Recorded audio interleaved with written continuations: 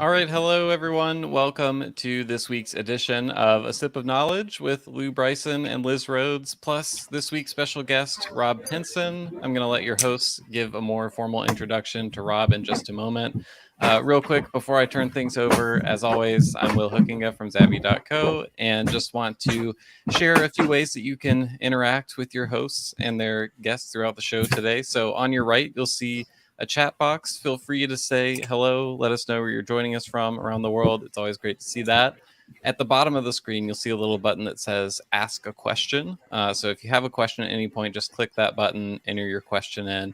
I'll be keeping an eye out for those throughout the show today.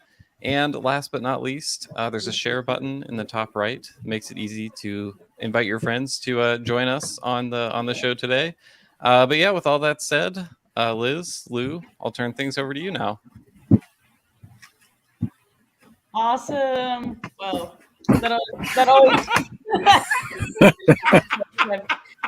Thank you so much, Will, for the intros, and I'm super excited about today's show. We've got a special guest on today, a good friend of mine. But before we talk in, hey everyone, I'm Liz Rhodes, technical distiller and spirit consultant. Have over a decade of experience across the alcoholic beverage sector, with experience at several different sites, spirit and product types, including beer, rum, vodka, but you know the drill. My particular favorite and expertise, of course, is what Lou has mastered so plainly. Of course, whiskey. I spent most of my career at a tiny mom and pop shop known as Diageo, but am now head of whiskey development at Counsel, and also am still running my consulting business at Consulting. And that's me. So on to you, Lou. Thanks, Liz. I am Lou Bryson. I'm a whiskey writer. Been doing that for, almost 30 years now, which is kind of, pardon the expression, sobering. Yes. I was the editor of Whiskey Advocate magazine, managing editor for 20 years. Then I was at the Daily Beast as a senior drinks writer for a number of years. And I have actually just started as a writer for Flaviar, the booze tasting company. Yes, I'm quite pleased. Again, working with Noah Rothbaum, who was my editor at the Daily Beast. So it's good to be back with him. I just sent in my first piece, so looking forward to that. I'm also the author of Whiskey Masterclass and Tasting Whiskey. Thank you, Liz. I'll say it. They're two excellent books. So there. And the audiobook of Whiskey Masterclass just came out, which I got to narrate, which was quite a pleasure. Today I am drinking, this is the 291 Colorado Bourbon finished on aspen wood staves. And it is a barrel-proof single barrel, which I only found out when I went and took a sip of it and went, wow, because it is 126.9 proof, which kind of caught me by surprise. But you know what? A little bit of water cleaned it right out. So that's what I'm drinking today. Back to you, Liz. Awesome. Thank you. So your first article of Flaviar, could you give us a sneak peek? Sure. I think. Oh my God, I can't believe I can't remember what I wrote about. That's pathetic. I know what I'm writing next. This is the thing, though. You know, you think about this stuff, you write it, and then it's just gone. It's not me anymore. The next piece is about rye whiskey. How we don't really know what it used to be because it used to be a bunch of different things, and it's a bunch of different things now. And can we even make it? You know, can we even agree on what the hell it is? So, well, rye's a hot topic. I mean, it's a hot topic. Of course, with you, it is certainly a hot topic. So we'll take that offline. I'm interested to kind of discuss that more. Of course, Sure. Whiskey is near and dear to my heart. But moving forward, we've got a special guest on today, Rob Pinson. Can we say Esquire? Is that? You can. I don't usually use it. I will. Sure. We have Rob Pinson on, ESQ, a good friend of mine. Let's see. I think we met first at one of the Tennessee Distillers Guild meetings. Possibly, yeah. Many years ago. Yeah, I remember. Or it was it ACSA in Nashville? Or ADI? I remember Nashville. Yeah. And I remember Portland. The karaoke was fantastic. Yes. We Can't remember what we talked about, but yeah. There is video of me. Of you. Yes, I have that stuff.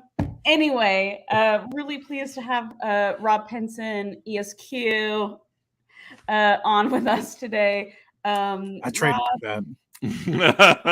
Go for it. He's as we say in the biz, he's a liquor lawyer.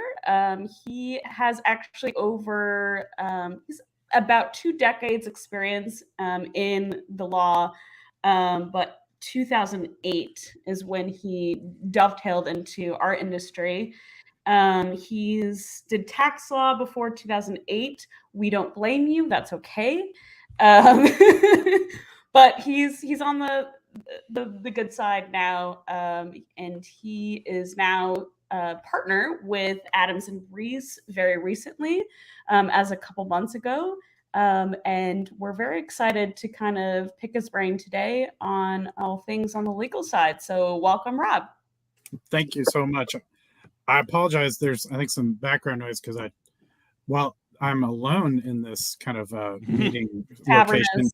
Yeah, there's also very old floors and a lot of people above me now, so there might be some creaking. Well, that's what that noise was. I'm so sorry. Wow. I'm wondering. You're literally right. I'm wondering if my microphone boom isn't working, and it's just so. Apologies in advance. I will just mute myself when I'm not talking, and probably sometimes when I am talking. Well, you're going to be talking the whole time, pretty much. Okay, great. So that's fine. I will talk over it. So, yeah, thanks so much for having me on. This is great. Yeah, as you said, I like liquor lawyer because, as I told them, the alcohol attorney does kind of sounds like alcoholic attorney, which is all of us. You gotta watch that one. Yeah, so liquor lawyer is good. Is better with the L's. I agree. Yeah. I did get websites Distillery Dude just because that sounded fun at the time, and then DistilleryWhisper.com is actually, I think, my favorite one. I may actually play with that one. Wait a minute, what was that one? Distillery Whisper. Ah, okay. That domain still available? No, I got them. No, I got them. They're mine. Okay. All right. We'll talk later. All right. So what we normally start out the show with is essentially, how did you get into this? You know, we don't have to go way back, but just kind of talk about your education and how you got to where you are today. Sure. Yeah, no problem. Yeah, went to law school, liked the corporate stuff, had no idea about this whole alcohol law universe. It was so unknown to me. People talk about it?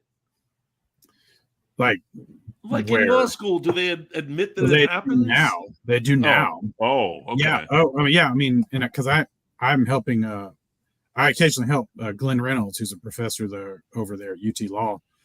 He also owns Instapundit, if you want to have some interesting reading. Oh, okay. Yeah, he's apparently a well-known blog. Well-known blog. Yeah, so I took all his classes. He always does fun classes. I took space law with him. That was fun. Yeah. Maybe we need to do a whole new issue on that one. Yeah, I think that's the whole, yeah, it was really cool. I studied the Moon Treaty. I studied the Outer Space Treaty. I wrote a paper. I am published on, it is the Berkeley Journal of International Law. You can Google this. I look off into the distance when I'm thinking really hard because you're going way back. Is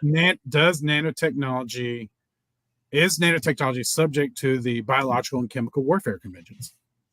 Ooh. Yeah. And it was okay. Yeah. So I think my summary was, it depends, because lawyers can't give straight answers, and so just depends, but probably yes was kind of my summary. So there, you don't have to Google anymore. I just told you how the story ended. That was the closing argument. Spoiler alert, by the way, a little late. Yeah, if there's a question asked in the headline, the answer is always no. That's yeah, there you go. So it was stuff like that. So yeah, it was very logical, for him to then take this on, which I think he started about 2.5 years ago. Teaching once one semester a year, like alcohol law course, because and it really actually does fit nicely with what he does, because he also teaches a regulatory law class every once in a while, just teaching how to deal with regulatory agencies, how are rulemaking procedures done. I did not offer that class when I was there at a time that worked for me, so it was like the one class I didn't take, but it's being talked about now, right? I think MTSU, Middle Tennessee State University, had a fermentation science program, and I think they do sometimes have a lawyer. Yeah, right. Have a lawyer come on, not me yet, sadly. Talk about worked on that. Things. I'm working on it. Yeah. Oh, getting on this show is going to get you right in there, buddy. That's right. Oh man. Oh yeah. I'm gonna get calls. My agent's calling me already. Spoiler alert: I don't have an agent. And East Tennessee State University recently started a similar program. I think they focused on brewing and distilling. For some reason, they didn't want to focus on fermentation, all aspects, but that's fine. And I have talked to that class out there. So yeah, it's being talked about now, but not in 2003, which is when I graduated law school. And yes, I'm fine dating myself. It's okay. So, went on the corporate track, eventually got into tax law, as you said, and it was pretty good, and I understand it well, and it's about regulatory and statutory interpretation. So fast forward to 2008, and I was in Louisville, Kentucky. Great town, but it's not where I'm from, not where I had family, not where my wife had family. So wanted to get back to Nashville, and wasn't having a whole lot of luck myself, and also not a lot of time because I had a day job. And so eventually used a headhunter, and conveniently this firm called Bone McAllister Norton used the same headhunter, and they were looking for someone, well, the way they put it, just someone with a head on their shoulder, but to work on alcohol law, right? Head on their shoulders. Apologize. There's no only one head, right? Only one. That's the big question. There's no neck, one shoulder. So I got derailed. Sorry. No, it's all right. I went to get home. They're paying me the same amount as I was making, and it's actually a pay increase because Tennessee has no state income tax. Sales pitch. So I was like, that's a no-brainer. I don't know about this alcohol licensing stuff, but I like to drink, so let's go. And it, I started. It was very new to me, but it turns out it's the exact same thing as tax law. One, it's statutory and regulatory interpretation. What does the statute say? And in the federal level, it's more about what do the regulations say, and where can I fit in between, or squarely on point, or not anywhere at all. And two, it's really funny, the TTB actually is a sister agency of the IRS. Both of them are under the Department of Treasury. So it really was an interesting, easy transition over, of course, for which I was more highly motivated to learn and sample. But it's all part of the learning process. Yeah, I had to research and development all day. Still doing it, by the way. That's dedication. Me too. Yeah, right. That's right. Aren't we all? So it was, kind of really fit perfectly in, which I look back and, I didn't realize this till about 3 or 4 years ago, like kind of how perfect it was. I'm pretty good at it, and I'm trying not to be too boasting, but I mean, I'm not bad at it. And that tax background probably doesn't hurt, and definitely probably, I think, more helps because it's also one of the most heavily taxed industries, in this country, probably second only to guns and or tobacco. So, it was a perfect fit. So I think I was made for this job. And well, it sounds like you got it at the right time too. Yeah, especially in Tennessee. Yeah. Deep we want to get going into the history in Tennessee, but I mean, I moved back down in 2008. Yeah, we had a recession kind of going on, and that really sucks. But 2009, they passed a law in Tennessee to expand the number of counties in which a distillery could be located from 3 to about 30 something. I think it's like 20 or 30 something. They did it by population numbers, right? If you were in the last census, you're between 30,100 and 30,200. That's one county, right? And the counties actually got to choose, hey, we want in, we want out. So Sevier County, which is the big touristy place, Gatlinburg in East Tennessee, they were like, we want in. This is great. And that paid off in spades for them. Nashville wanted in. I'm not sure about some others. I have a follow-up. I have a quick. Well, I have two. I always. Sure. So a quick follow-up there in terms of like dry versus wet counties. Do you get involved in that? And what's really? I'm just thinking about the driving factors you mentioned. Is that about taxation and economics, or what's your experience? So we sometimes get involved with it. It's more lately in legislatively, it's been, this whole process from 2009 on really is entertaining to kind of sit on the sideline and watch people one year say it's all about local control. And then the next year, I'm not going to get into politics. I'm just going to kind of make generic statements. The next year say, we're going to dictate this to the cities and counties. Because you see the same person saying, oh, it's all about local control, we should choose. But then they have like a constituent who maybe they're good friends with say, no, we really need to be a wet county because I want to do distillery. The next year they're like, all right, state law should say these are the counties that are wet. I'm like, did you just say, okay, that's fine. I'm all for more wet, right? Let's try more wet. Mean, we do have a long history of local control, but right. Whatever gets it wet, I don't care. Right. And I've got a vested interest in there being more wet counties because that's more clients. I'm an open book, man. I tell you everything. So I put on a filter just for y'all, but I'm going to be very honest still. And yeah, I mean, I have vested interest, and I've always felt this way. Like even obviously in high school when I'm like, oh yeah, let's go drink. Drinking under the age of 21 is illegal. Everyone, I know that. So. When I was your age. There you go. So it is a lot more about local control, especially now. We have always had, and I bet a lot of states have, a county or city can opt to go wet, usually by some kind of referendum election. But the past few laws that have occurred, it's been more a balancing act of, well, we want to incentivize this. We want more areas to be wet at least for distilleries, right? Restaurants and liquor stores, those are still generally local control, and beer, but almost there's in Tennessee has 90, I'm going to get punished for getting the wrong number. I think 96 counties or 95 counties. I think only 12 are truly dry. Fun fact, you can still put a winery in there, but we'll get to that in a minute. Oh boy! State law says state law. Because there's some good lobby. Or they just did a good job early on before anyone was paying attention. I think that's my guess. That is not an official statement of Adams and Reese. That is Rob Pinson's opinion. So there are very few counties. A lot of them obviously rural, and I don't think any of them will probably go wet for a while. We added wine and grocery stores back in 2014. That was a big deal. That was like 8 years fought on the General Assembly. But it deferred to the cities and counties. The cities and counties, the law said, can choose to go wet for this. And maybe not anything else, right? No, you can't have liquor in your restaurants, but you can have wine in your grocery stores. So that was really fun to watch because it really opened up a lot of cities that I thought wouldn't go wet, went wet. It was great.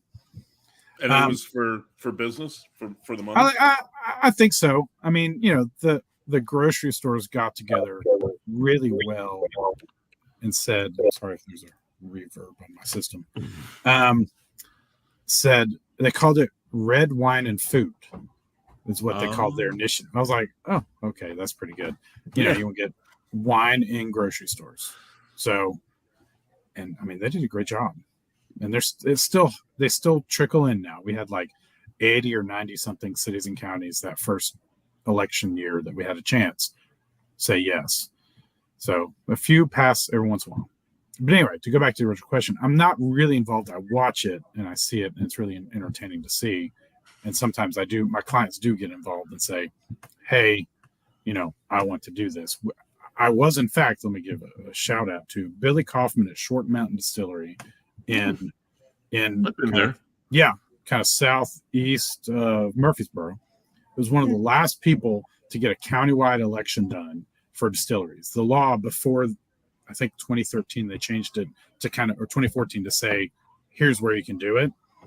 They said, here's the places you can do it. And if you want to add other counties, you know, here's the process. And so he's the last person to get countywide election passed. And he went out and spent his own time and his own money getting it done. And he did it. Gosh darn it. And he's very proud of it. I was just there last Friday. Nice. I hope that answered your question. It did. And There's a question? I totally interrupted you as well. No, it's fine.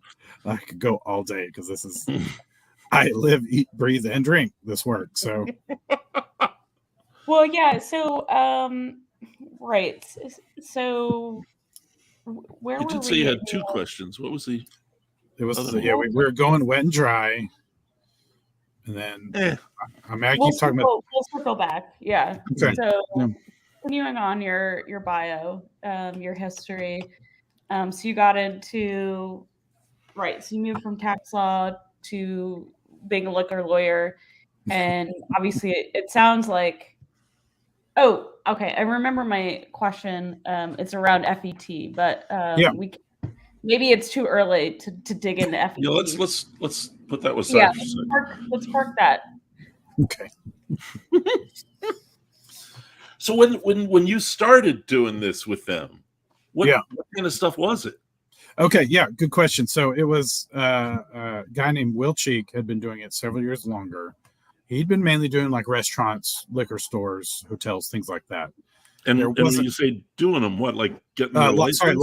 Licensing. Yeah. So, you know, either getting licenses for new ones opening up, or, you know, there's a sale of a restaurant, usually of the assets. You have to get a new license as part of that, or, you know, amendments to their license because they did sell the stock or they have new owner coming in. So you have to do disclosures for that, or adding a second location, right? You grow, you expand.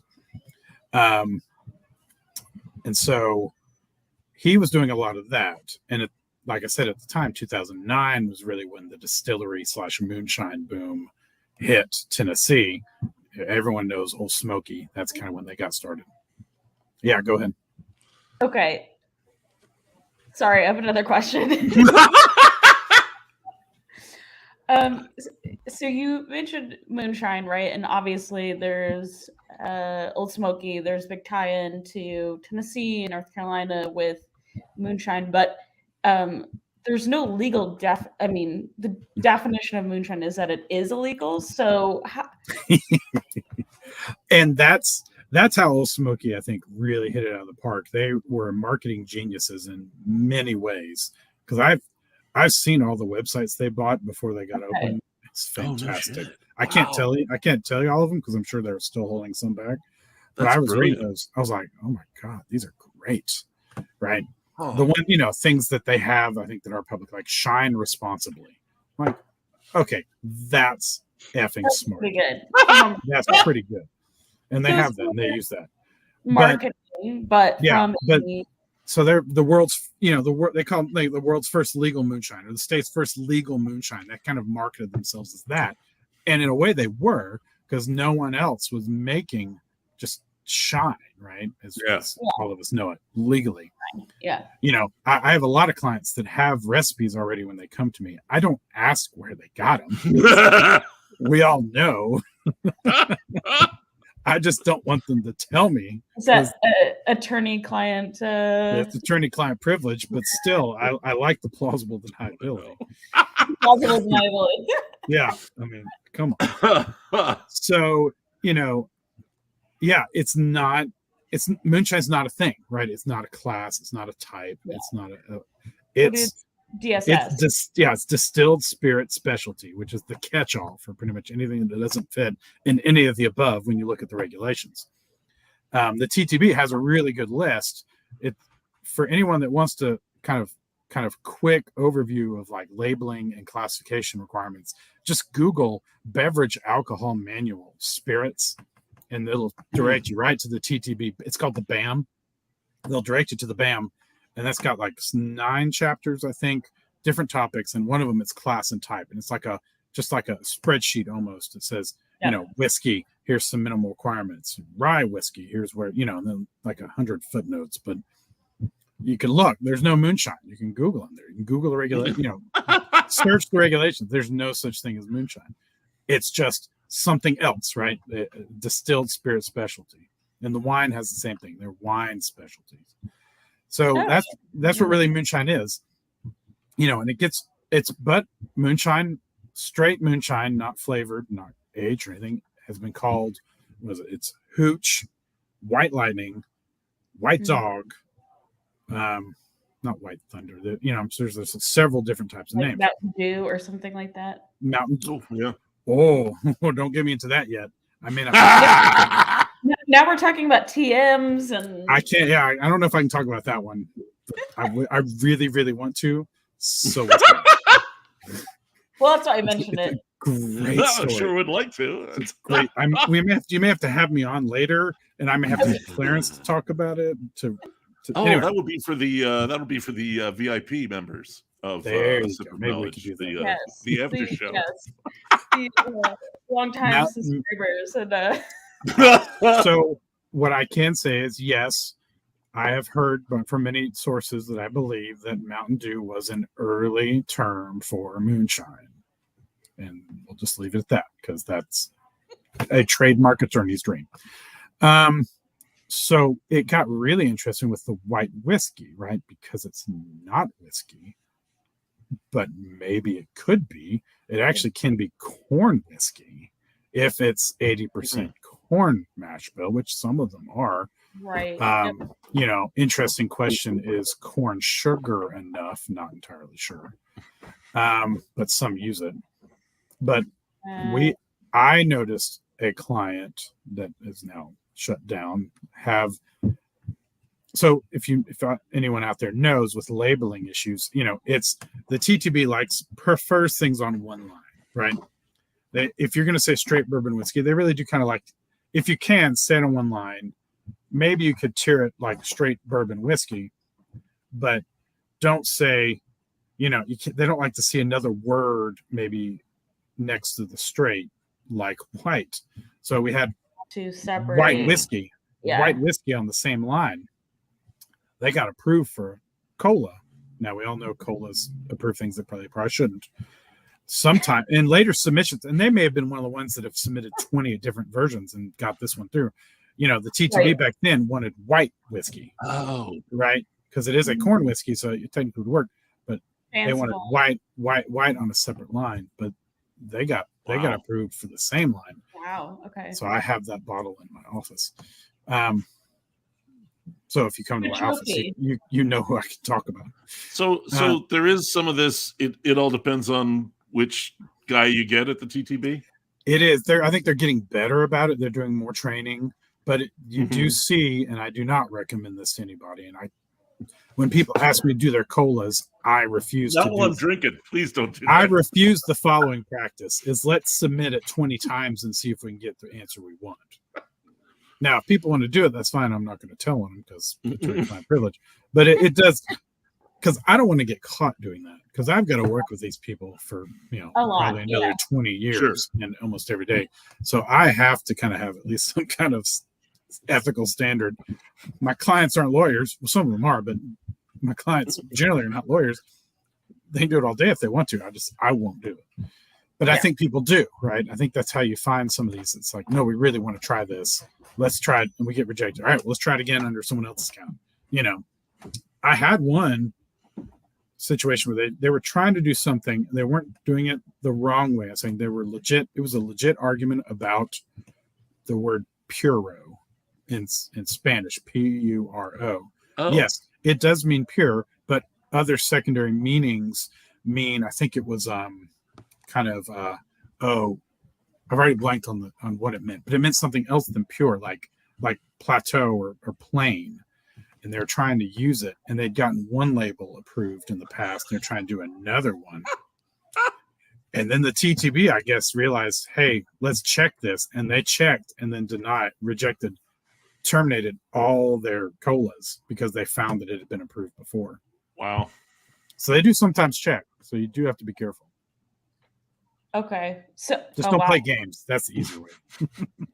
Well, yeah. Easier said. I know. I know.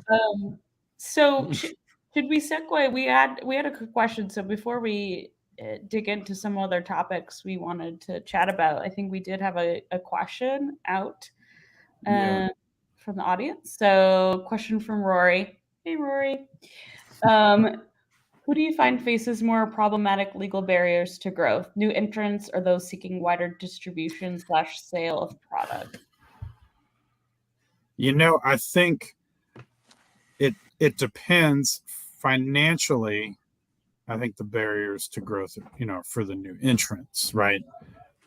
Finances and times, right? Like it can take several months at least to get your licensing as a distillery. Lord knows how many years for construction. Lord knows how many, it's exaggeration, but how many decades to get your Vendome still, because they're so backed up. And that's not a criticism. They're damn good stills. Yeah. So, it's you can get something else if you want. You can, and I've seen some of those, and there are some good ones out there, and then there's some homemade ones. This is my little opportunity to talk about safety. Thank you. PRVs, love them. Make sure your still has them. Pressure relief valves and vacuum relief. Thank you. Yeah. Because of that who was it? Who was it in Kentucky that had a real Silver Creek? Silver Creek, right? No. It was several years ago. And it was I think they may have had an open flame too, or something like that. And then 2 years later, one of my clients was using an open flame, with a glass garage roll-up door, and then there's the public right there. I'm like, oh, that's not good. That's not good. It's not good. They've stopped that. Okay, so this is liability law, right? Do you it's more of a liability concern. I advise on that? I advise what I see, right? Okay. Law, and I do want to get to Rory's second part in a second. Sorry. No. Law school is... You can wait. Yeah, law school is really all about issue spotting, right? Spot the issue, find a solution, right? That's risk analysis. I could distill it. I could distill it down to that. See, there you go. There it is. There it is. That plan. There it is.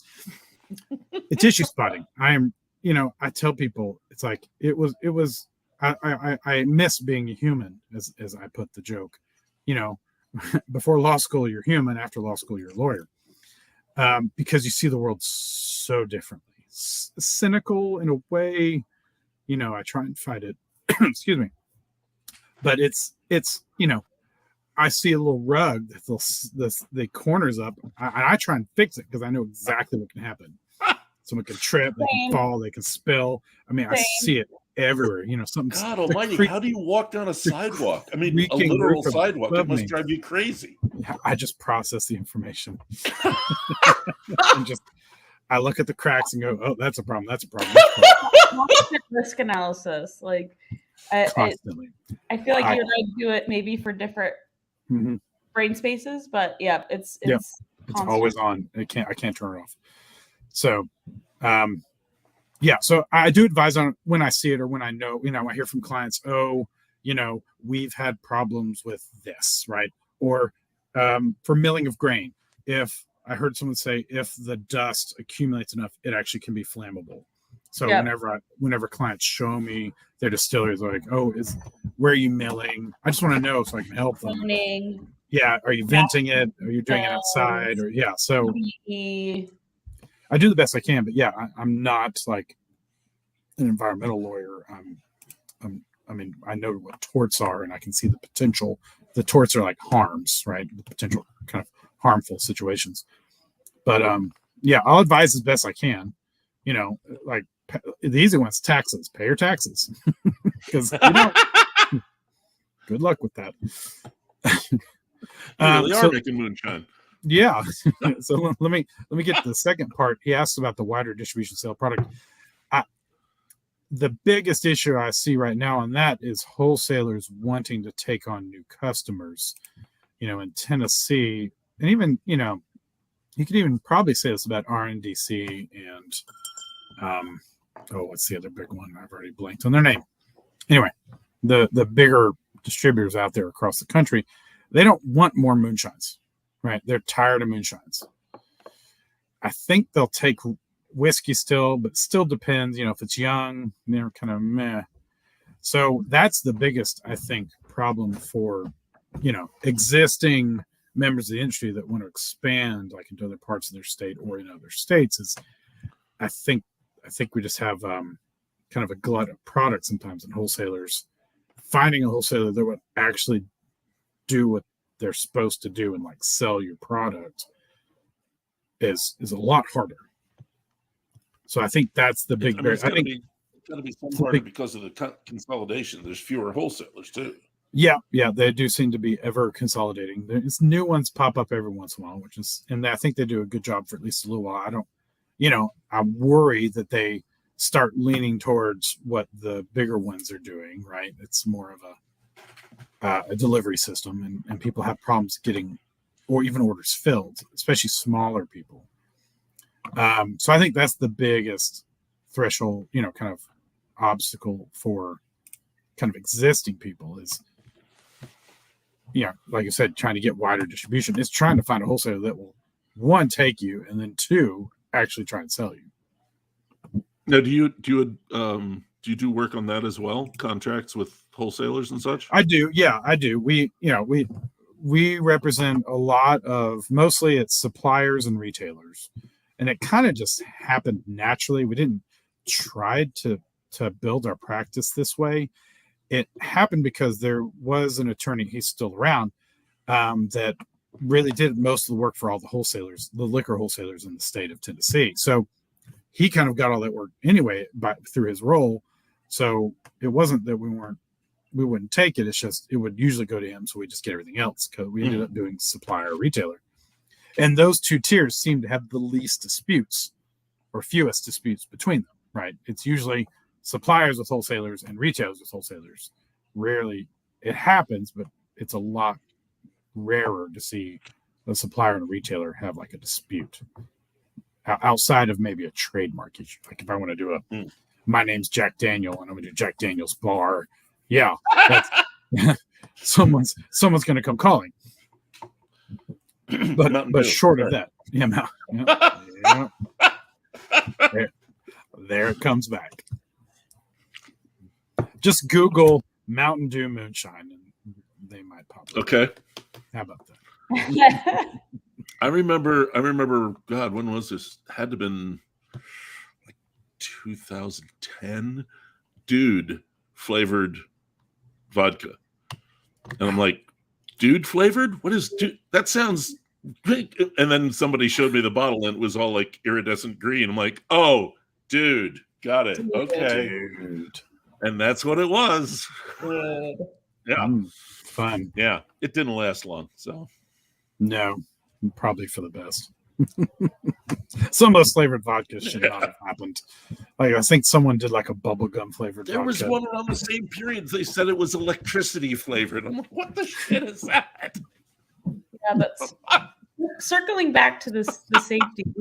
Yeah, please. Sorry. Don't play with electricity, children. How about that?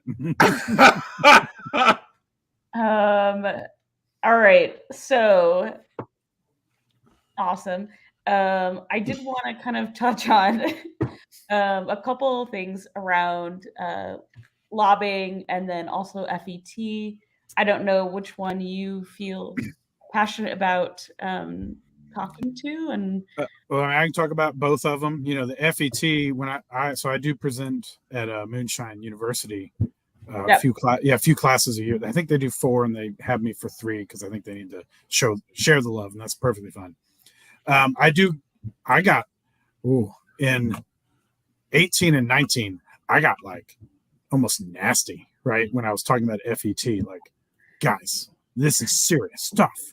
Because, you know, before 2018, the federal excise tax on spirits was $13.50 a proof gallon. And I think everyone on this listening knows what a proof gallon is, but if not, proof gallon is a function of volume and alcohol content, right? So 1 PG proof gallon is 1 wine gallon or actual, you know, milk jug gallon of 100 proof alcohol. That's 1 proof gallon. So if it's 50 proof alcohol, it's a half proof gallon. So that's what the federal tax is imposed on, proof gallon. So it's nice. So you only pay tax on the amount of alcohol that's in your product. Yeah. We do have a lot of international listeners. So oh, good. Okay. That would be the equivalent. Well, it's not equal volume. It's about 4 liters. 4 point, the rest of the world. The rest of the world uses LPA, liters of pure alcohol. Oh, right. Okay, great. And it's about 4 liters per gallon. 3.7856. But thank you. I like to be accurate, so thank you. So it's $13.50 a gallon, US dollars, or was before 2018. And there's a lot of pressure, you know, by the industry, like, please reduce it. And there's other taxes for wine and beer, and it was all equally impacted. I think it was relatively impacted. Equal may be a wrong word, but it was relatively impacted. 2018, they lowered it to $2.70 a gallon, basically $10 per proof gallon reduction. I'm rounding, which is huge, and it's on the first 100,000 proof gallons. So it's like $1 million to a distillery that does 100,000 proof gallons. The intent, of course, was to spur development, investment in people and equipment. You know, some of them may have just put the profit in their pockets, and that's fine. A lot of people I know, distilleries I know, and breweries and wineries reinvested, right? They wanted to get that second still, or, you know, they needed some more tanks or a second facility. So that was the idea. And I think it worked out really well, and the industry really benefited from it. But it was temporary. It was only 1 year. Oh. And so when I was giving my presentation about the FET, I'm like, okay, guys and girls, take heed, because on January 1, 2019, this goes back. So the important advice was, on your business plan for $13.50.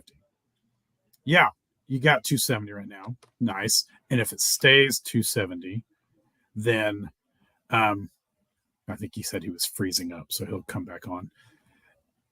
If it stays at $2.70, that's just gravy. But right now, there's no assurance that it's going to stay low. And so, you know, around the end of 18, they did extend it through 19, which is great. I think they waited till like December 27th to do it. Yeah, thank you, Congress. We had another year. And then, so I still do the same routine. Like, before 18, here's what it was. Since 18, it's hit here. At the end of 19, going to January 1, 20, it could go back up. So just get ready. Business plan, assume $13.50. And then again, I think on December 30th of 2019, Trump signed, it was another tax reconciliation act, whatever it was, thank God. And it made it permanent, which was fantastic. And so now it's, sorry, I gotta get my thinking face on, Lou. It's $2.70 a proof gallon for the first 100,000 proof gallons. And then on your next 22.15 million proof gallons, it's $13.37. I think that was Jack Daniels. And then above that, it's $13.50. I don't know why they did the 22.15 million proof gallons. I just don't. Wow. But that's fine. It's fine. It doesn't impact most of my clients, so I don't care. It's Yeah, great. right. I mean, that was a huge industry effort, and I know you for sure played a role in that. And I know huge. Thank you, Discus, ACSA, Yeah. ADI. I mean, Tennessee Distillers Guild, all the guilds of the states. I mean, it's huge. So that was fantastic. And I know outside of that, I mean, you've done. I kind of teed this up, right? So I kind of said in the introduction that I think we met at a Tennessee Guild meeting, Tennessee Distillers Guild meeting. I know you've done a ton of work in that space and federally as well. Mhm. There was a couple things, there was a couple comments here still, but I think this is a good opportunity to say, again, Discus, ADI, ACSA, like there was huge advocacy there. Mhm. But I think this is a good time to segue while we're talking about ACSA. Yeah, I love my segues. Absolutely. So ACSA, right, is obviously next week. Yep. Conference in New Orleans. We're all super jazzed to be spending time in New Orleans in late July. There's another pun. I love it. I love it. They're my favorite.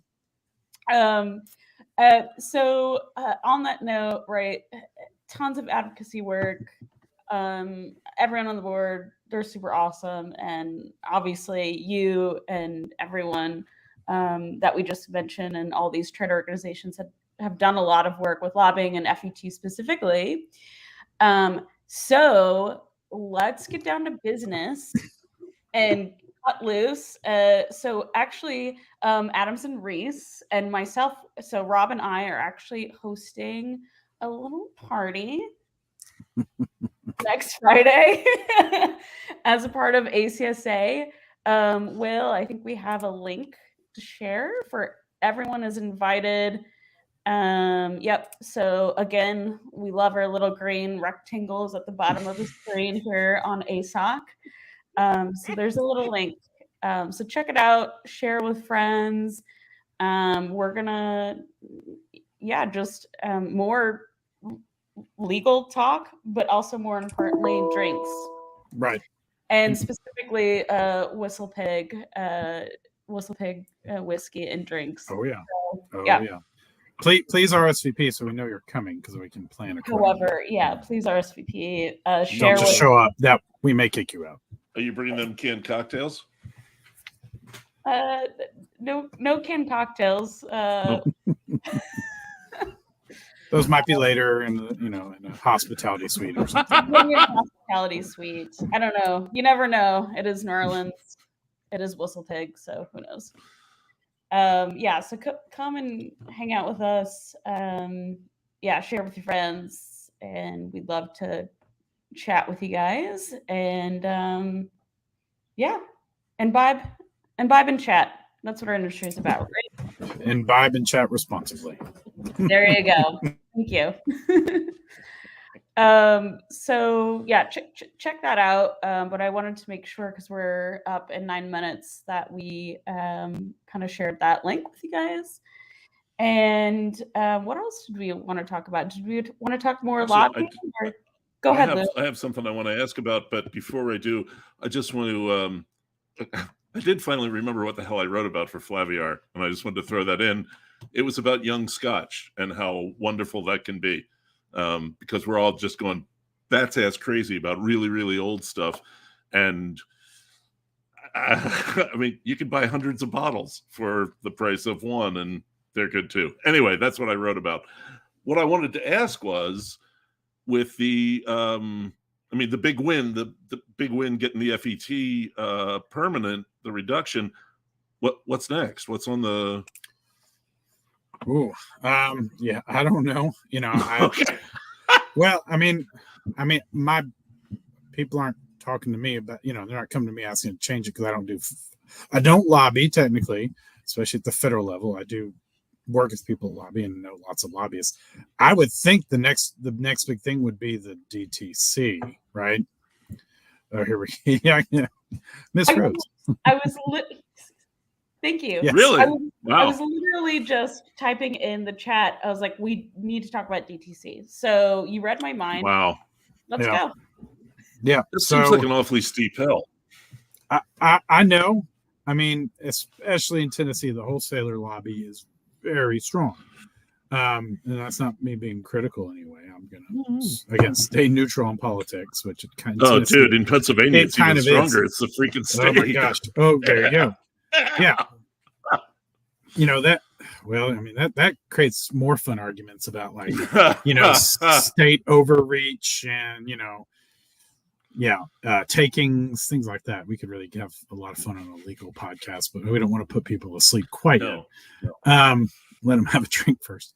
So I wouldn't. I'd be sweating, but I mean, I think like one of the very few things, the good things that came from COVID. There's not many, but I think one was it showed us that there was, if not a huge general need, definitely kind of targeted needs at times. Other pandemics pop up, things like that, and also it can be done, right? A lot of states liberalized, if only temporarily, their alcohol rules on, a lot of places, restaurants, you couldn't really take alcohol to go. Now all of a sudden you can. In Tennessee, we have like a 3-year rule that expires next July that restaurants can sell alcohol to go. Excuse me. With limitations, but it can now be done. Our liquor stores have always been able to deliver themselves to customers. And we've had direct shipping of wine, but yeah, the direct shipping of beer and spirits is very underdeveloped in terms of allowance. There's not. I think there's like 7 or 8 states that allow it. Even then, there's probably some conditions for spirits. The rest is, I call magic tricks. We look like it's direct to consumer, but it's actually coming from a liquor store and going through the 3-tier system, or it's just illegal. I may or may not have received a bottle of some alcohol that was not in Tennessee shipped to me, and they just shipped it. They didn't, check or comply or anything like that. So it happens. I know we saw a lot of that in 2020. Oh yeah, especially that. I think, yeah. And I think some states, because of what they saw with 2020, allowed more direct to consumer shipping. I think maybe California had passed something. So we've seen it, and we know it can work in a sense. I think and we didn't see a lot of ill effects. Am I right? At least not the ones that are very visible, like underage drinking, public intoxication, things like that. There could be, and the wholesalers will point out, and they may not be 100% wrong, tax issues. A lot of states are worried about tax revenue. How do we one, make sure they're not giving it to minors, right? 2, intoxicated people. Though I see those two kind of the same thing. And then, is it still safe? Is it going through our system? Not that many states check alcohol before they allow it in the state for, toxins or, things like that. But a big thing that the states are worried about is fake product, taking a Pappy bottle, putting, really bad product in there, or even caramel colored water, recreating the seal and then selling that for $1,100. I think there's a big concern about that. And of course, tax revenue. Secondary market, I guess. But that's which most of it's illegal. Right. Yeah. Wow. Okay.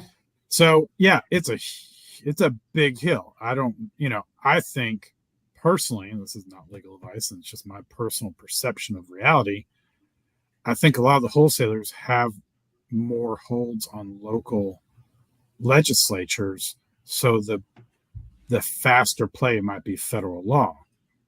Now, see previous comment about local control versus, kind of larger mandates. You're going to see some interesting flips of people that previously were for federal mandates all of a sudden go, no, don't you dare. Right? It'll be fun to watch for me. I just like to watch these things. Lawyer. No, I mean, I have to be honest. For me, it's fun to watch because I'm just a political junkie. Mm-hmm. Yeah, and I like watching these people bend over backwards and jump through hoops while they're doing it. It's fun to watch. Yeah, I agree. I lived in DC for 2 years. It was during the Clinton impeachment trial too. So that was spectacular. Spectacular theater.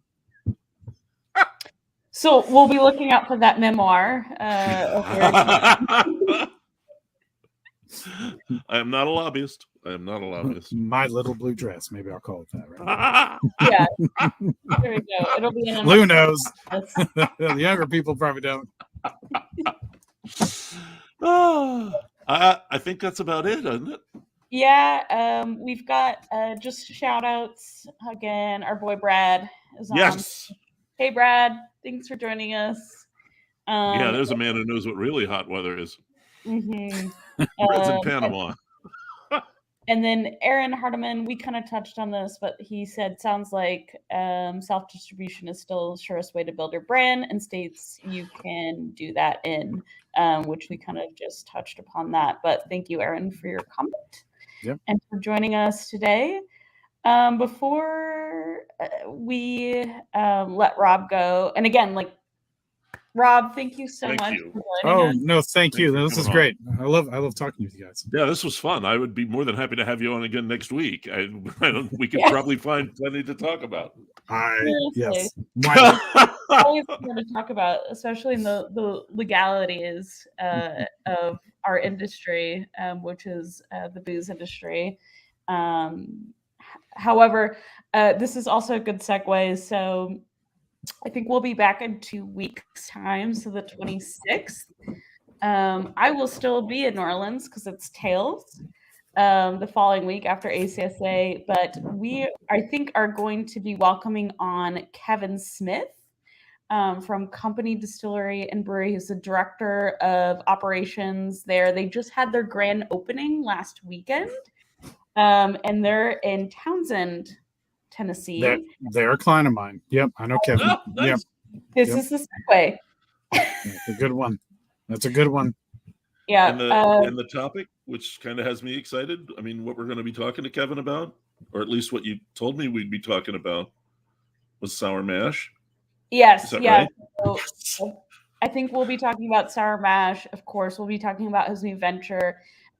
He was, I believe, I might get this wrong, but he spent most of his career at Jack Daniel's, so he has quite an experience in the sour mash area. Might have something to say. He might have a few things to say, but I think he was really excited to dig into sour mash. I love talking sour mash as well. And of course, again, we'll be talking about their new venture.